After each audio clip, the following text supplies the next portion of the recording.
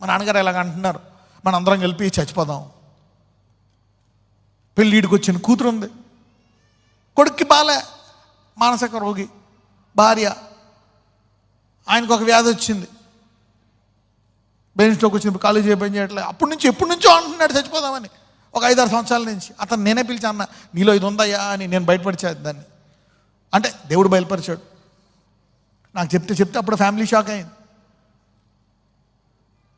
ఆ మరణం చనిపోతే బాగుండు అనే తలంపుని జయించలేకపోవడం వల్ల ఆ బ్రెయిన్ స్ట్రోక్ వచ్చింది, ఖాళీ చేయబడిపోయింది. చూసారా, అందుకని ఎక్కువ కాలం ఉండకూడదు దాన్ని. You cannot hold death like that. Death has manifested, half death half body die అయిపోయింది ఆయనకి.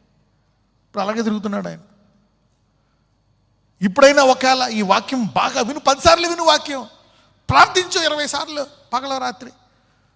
ఇప్పుడు ఉన్న కాలు చేయ బాగుపడి అనేకులకు ఆశీర్వాదంగా మారుతుంది ఆ కుటుంబం. హల్లెలూయా.